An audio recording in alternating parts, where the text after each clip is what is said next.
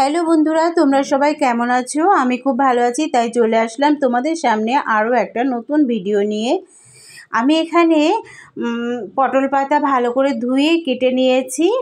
আর এখানে সবজির মধ্যে নিয়েছি কুমড়ো, আলু, পটল, সজনে ডাঁটা, কাঁচা কলা আর বেগুন দিয়ে একটা গ্যাসে কড়াই বসিয়ে দিয়ে কড়াইয়ে আমি রিফাইন অয়েল দিয়ে প্রথমে আমি বড়িগুলোকে ভেজে নিলাম। প্রথমে বড়ি ভেজে নিতে হবে, না হলে কি বলো তো, পটল পাতা ভাজলে একটা গ্যাস হয়ে যাবে বা তেতো ভাব এসে যাবে, ওই জন্যে। আর প্রথমে বড়ি ভেজে নিয়ে আমি কিছুটা তেল ছিল, ওই তেলেই আমি পটল পাতাগুলোকে ভালো করে কড়া করে ভেজে নিলাম। পাতাগুলো ভালো করে ভাজা হয়ে গেলে আমি তুলে নিলাম। আবার ওই কড়াইয়ে আমি তেল অ্যাড করে দিলাম। কিছুটা তেল অ্যাড করে দিয়ে আমি দিয়ে দিলাম তেজপাতা, শুকনো লঙ্কা আর পাঁচফোড়ন। ফোড়ন থেকে যখন মিষ্টি গন্ধ বেরিয়ে আসবে তখন আমি দিয়ে দেবো পটল, আলু আর সজনের ডাঁটা। আমার ঘরে যা সবজি ছিল আমি সেই সবজি দিয়ে দিয়েছি। তোমরা চাইলে এখানে মূলো, গাজর, আরও অন্য কিছু, পেঁপে, আরও সবজি তোমরা অ্যাড করতে পারো।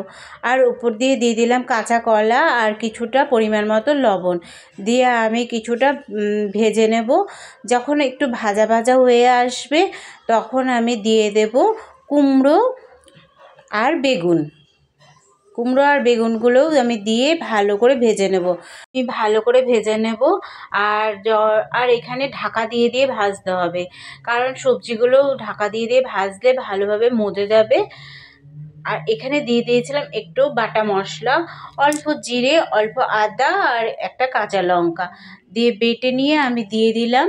আর উপর দিয়ে দিয়ে দিলাম চিনি, পরিমাণ মতো চিনি আর পরিমাণ মতো হলুদ দিয়ে আমি আবার ঢাকা দিয়ে ভালো করে ভেজে নেব।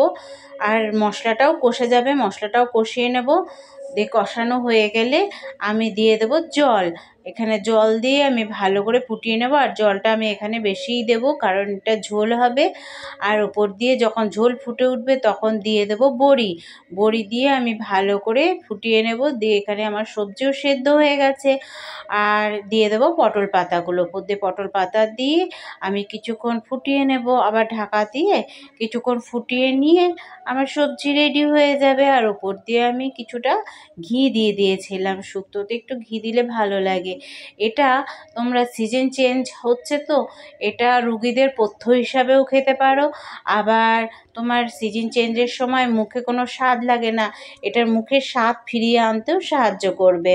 আর খেতেও দারুণ টেস্ট হয়, দারুণ সুস্বাদু হয়। এবার আমার রান্না কমপ্লিট হয়ে গেছে, আমি একটা থালায় ঢেলে নিলাম। দেখো কত সুন্দর হয়েছে দেখতে।